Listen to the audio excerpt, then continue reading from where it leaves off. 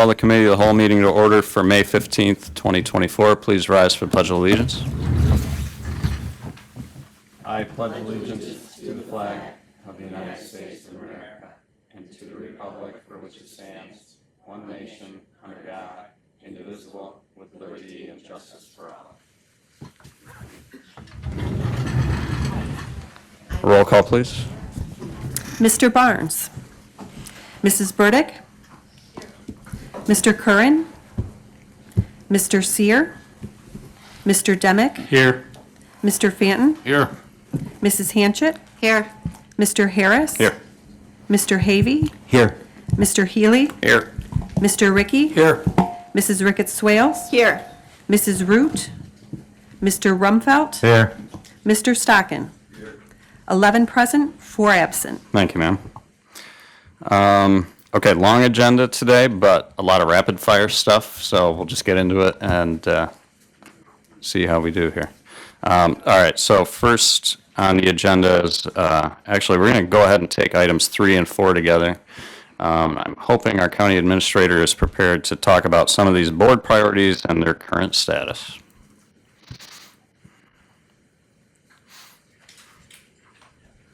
Do you have an agenda? Okay, so what we're looking, if not, I'm sure, who do we have here? Tiffany can probably print some and bring some in. There weren't enough agendas at the back table, and I want to make sure I'm on the right numbers, so I'm going to borrow somebody else's for the moment. Hope it's the same numbers as ours. Well, you already took care of pledge and roll call, which leads me on mine to part-time employee See, I have a benefits. purpose, Yeah, right? are we on part-time employee benefits? We are. Okay. So as many of us remember, we, I think it was the beginning of this board term, went back and terminated our old policy on part-time health insurance. We really, it was outdated, it really only affected 1 or 2 positions. It did not affect the majority of our part-time staff. But we knew we wanted to come back and revisit this. We've had a lot of discussions on our administrative staff. Much thanks to our personnel director, Bobby Budinger. He had our health insurance provider come in and what's Karen Meridian's official title? She's not our provider. She's our health benefit consultant. Health benefit consultant come in and talk about our current health insurance plans, what we could probably afford to offer to part-time people. As we all know, health insurance is a very big deal. It's a great benefit that we offer employees. However, it costs the county quite a bit. And we want to make sure that we continue to afford to be able to provide good coverage to our employees and also be able to afford to keep their own contributions low, because we know that affects their take-home pay and everything. And I don't know if everybody's aware, but what our employees contribute to our health insurance does not fund our health insurance. Our health insurance is mostly funded with county tax dollars. So we want to be a little conservative.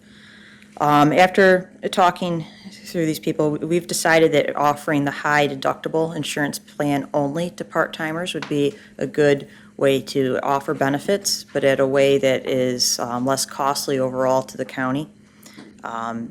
That's a plan that we have right now for all our other employees. We think that would go over well for part-timers. So that would open it up. I know we have a lot of part-time attorneys. We have part-time people down in the county clerk's office. We're only looking at these scheduled permanent part-time people. We're not looking at the random person that's working 2 hours here, 2 hours there. So these people all typically have 20 hours or more. And this would also include anybody that's part-time and working enough that we are required under the Affordable Health Care Act to provide health insurance. Previous to most of the people on this board, we also had provided our part-timers with accruals. That is something that we've been requested by department heads to look into. After talking that around, we do think we could offer maybe 21 hours of PTO. For those of you that don't know, we do not currently have PTO in this county. We make our employees take vacation or sick time. There's different rules for each. It is kind of administratively burdensome both for the employee and for the supervisor department head to figure it all out. We have kicked around the idea of looking at PTO as a whole. Part-time people would be an excellent place to just try out part-time PTO as a benefit. So we'd be recommending that you look at 21 hours of PTO for part-timers.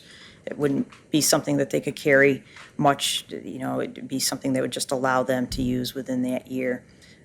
And that's kind of where we're at, is high deductible and 21 hours of PTO. Okay, so I'm assuming you've been in conversation with legislator Rick Swales on some of this stuff, and all of this is going to kind of work its way through personnel, is that right? Correct. I haven't in a while. I think Legislator Rickett Swales and I sat down at the beginning of the year, and I did outline a couple of things that we were looking at, but I haven't come back with the specifics to her. Okay, but that's the path that's going to take, Correct. right, is through her committee? Correct. Okay, So All right. no action needed here, but just No. that is the direction we're working on. okay, and time frame? Do you think, to? We could for- probably have something in front of personnel next month, Bobby? I have an MOE that's probably about 90% done, so I think I'll even have it done today, depending on how the day goes. Okay, good. Jen? I just have, I'm happy to meet with you guys, and we did talk about it a little bit at the beginning of the year, but with the, going just to the 20 hours, would you put it in there that you'd have to work at least 20 hours to get the benefits, or would you not go in that direction? I think really Bobby could explain this better, but the way we've always offered it in the past is permanent scheduled people. And Bobby, do you have, you want to get in front of a mic, I think, so they can all hear you. Prefer they don't.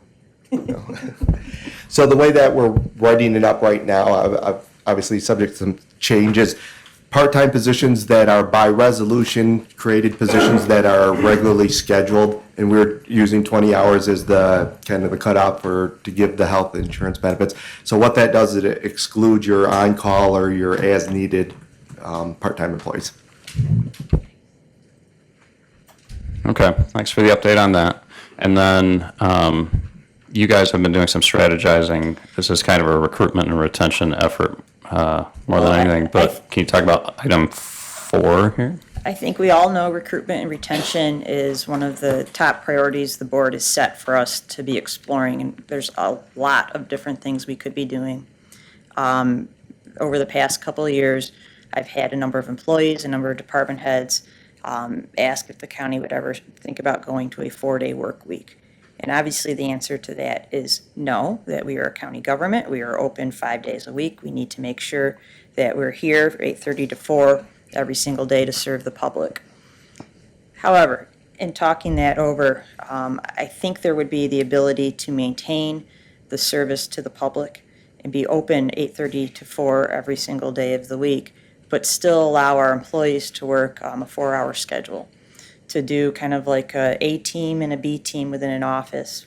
One team works Monday through Thursday, the other one works Tuesday through Friday. They work extended work days. I think they would be more productive. I think the county could possibly find more efficiencies with people being here longer during a single day rather than 5 days for 7 hours a day. I do believe it's within the power I have to flex people's schedule to do that. However, I would never want to do that without board support. So I'm coming here trying to explain to you what we're looking at. I'd like to pilot this program over the next couple of months, start with a couple of departments, see how this works. I have identified 3 departments I think this would be most beneficial to start in, and also ones that understand our current payroll and work rule constraints, have a variety of different employees that they could be working with. And that's what I'd like to do, is start a pilot. Okay, so you don't need board approval for that. I don't, but if the board didn't want to do it, I would not. Okay.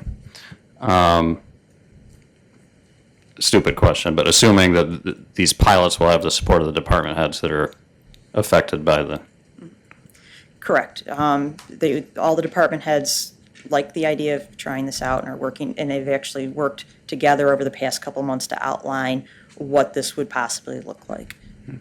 Jim?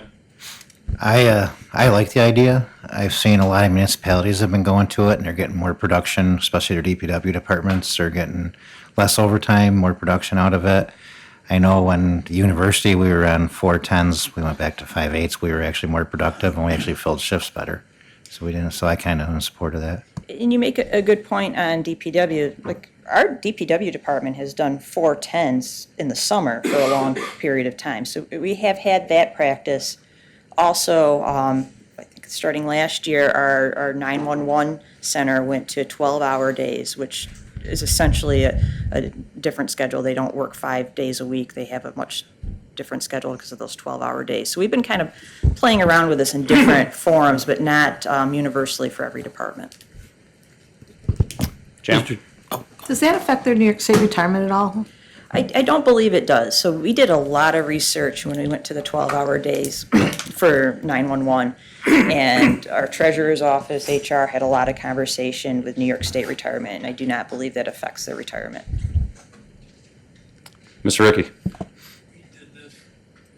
We did this very successfully in the city of Olean. It's just with the water and sewer department, the unions had to realize that they may work a little out of title sometime, So I'd keep that in mind with the unions, you may have to do something, but you have to agree to it So, and that brings up a good point. instead of grieving it. We have spoken to the unions that would be involved in this. They like the idea, they really would like to try this. I think we're going to end up signing an MOU because there might be a slight difference in some rules than what's in their contract language for just the period of the pilot. If we were to permanently adopt this, we'd want to make sure we're negotiating into the contract language to allow for some things. Okay. Doesn't sound like you have any objections from the board on the concept. I just Jan? have- On the PTO, if somebody resigns, do they get paid for any time they have left with that? I think, Bobby, do you have an explanation on that one? Yeah, so we don't have PTOs right now, so in the draft that I put up here, we're putting down that if they leave our employment for any reason that they forfeit any unused PTO, so they're not taking that with them. We would also, I think, have some language that if they became full-time, they could roll those 21 hours into, We said they could. roll 7 hours into a personnel day. Okay, good there. All right, let's real quick get a motion to take item 6 out of order, please. Thank you, Ms. Rumfeld. Thank you, Mrs. Hanchett. All those in favor say aye. Opposed? Okay, that's just so we don't have you going up and down there, Carissa. So roof update. The roof update, so I think many of you might have noticed a large crane and some roof deliveries being made. I think DPW has kept to their promise to get that roof project going very quickly. We did allocate, I think it's 1.1 million, a little over 1.1 million towards roof replacements on the Weights and Measures building, which currently employment training is in, and the old building here. We have since realized that those estimates were a little under budget. And we also realized that the quote had us reusing some 50-year-old insulation on some of this project. That does not seem like a very good idea. We'd like to probably replace that. We also added in a contingency budget. We don't know if we'll touch the contingency budget until all the bills are in. But if you add all those things together, we could be approximately $310,000 over what we had initially talked to the board about. I'm not really that concerned about it. I've spent some time talking to Tom and to Terry. I think what we need to do is just finish the projects. They are much-needed projects. Wait and see what the actual number is, where we're over budget. We can do a budget adjustment then. In the meantime, Terry has no problem continuing to write the checks to pay for any of the invoices. So we probably would be a little over budget, but until the end of the project, you really don't know the final amount. Okay, appreciate the heads up in advance. Dwight? Yeah, what that really allows us to do is put all new insulation on this building here, which instead of taking the wet out and putting dry in again, it's gonna be all new insulation. It'll make a difference on the heating anyway, so it's worth the effort, worth the money to do it. Okay. We've Mike? had a lot of water leaks, and this should solve them too. Yeah. No more garbage cans in the middle of the floor. Yeah, Mike? Thank you, Mr. Chairman. Now, we had Hunt Engineering, they did a space needs study for us and the viability, that included the viability of all our buildings and life expectancy. And this was all recommended too, that we utilize these facilities for many years in the future, so this would be a wise investment, is that correct? Absolutely. So the space needs portion of that study, we're still working on, but the building needs assessment is done. And I can go on, Tom can go on, we can pull up any building, it shows us the list of improvements that need to be made. We just need to figure out the timeline to strategize budgeting them all. The roofs are fairly important on these buildings. I think everybody's aware a roof, can make or break a building. This building we're standing in, it's 50 years old, never had the roof replaced, it's leaking. We need to take care of it if we want to continue to use it. If not, you're going to be looking at extra cost for other buildings or worse roof conditions. Thank you. Everybody good on that? Okay, you're off the hook for a while. Thank you. All right, District 5 tour update. I think we've got all the RSVPs we're going to get for attendees. It does look like we have about 18 people, which is great, a combination of legislators and employees. Everybody's aware it's an 8:30 meetup time at the Terracotta Coffee Shop in Alfred. And the only bit of information I need from attendees is I'll send out today menu choices from the Sierra Inn in Burns, and they're all the same price. But you got like 4 choices. So I'll email that out, and then if you just let me know, I've got to put the order in pretty quick here. So there's going to be a cost associated with a strip. So the lunch is probably going to be in the $20 range after tax and gratuity, and then there's coffee, Danishes, muffins at the Terracotta that's probably going to work out. You're making me crazy, coffee. Work out to probably $5 a person too. So bring some cash. It's not a reimbursable expense, and we should be good. Maybe a tip for the driver too. I'll put some stuff in the email. But okay, everybody good on that? On 7, I just put employee recognition back on the agenda because I don't want anybody thinking that the board is not interested in continuing to recognize our employees. We've talked before about why we struggle to get recommendations. We've also talked a little bit about pivoting to something more along the lines of a social media kind of bent to like an monthly employee spotlight type thing. So I just wanted to open it up to the board for discussion on if you want to just toss the thing and do what really the board in the past says. If there's been something under extraordinary circumstances that the board feels deserves recognition, we've just done that. We haven't sought the opinions or nominations from department heads or administration or anything like that. We can do that. We could direct administration to maybe start some kind of program through social media where we just highlight employees with, just a one paragrapher. This week, we're recognizing Mallory Short in the administrator's office. Her favorite food is pizza and whatever. You understand the gist, right? So is that something the board would be interested in directing administration to start looking into doing?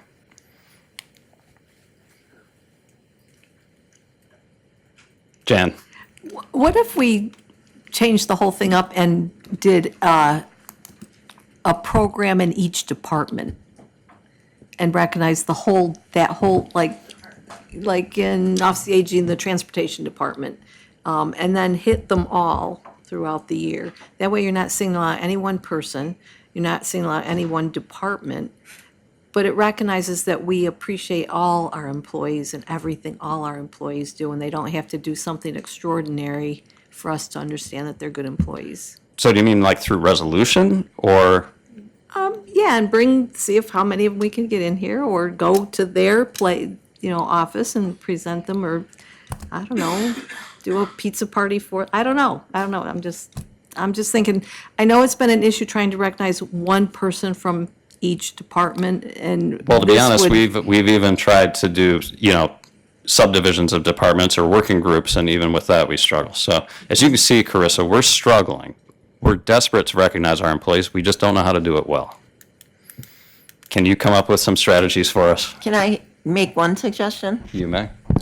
I've noticed the employee spotlights on the social media lately. One of the things that they've been doing is the employee that is spotlighted picks the next employee to be spotlighted. And it's really interesting because, you know, you would think that they would pick somebody in their own area, but often it's a teacher might pick, you know, maintenance staff because that person helps them a lot. And it really gets mixed up. And I like that because that gives the employees some freedom to have a say in who gets picked.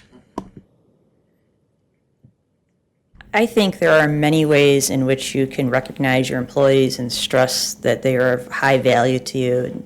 I'd be happy to take any of these suggestions or come up with some others and maybe make you a little list of some items to choose from.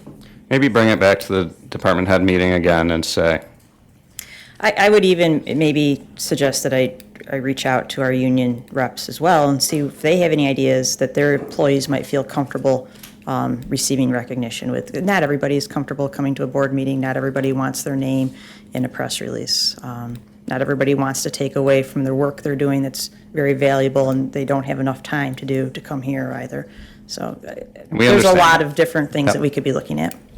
okay. We'll keep trying. Okay, would someone like to make a motion to enter executive session to discuss the medical, financial, credit, or employment history of a particular person? Thank you, Mr. Fanton. Seconded by Legislator Hanchett. All those in favor say aye. Opposed? And we're in executive session.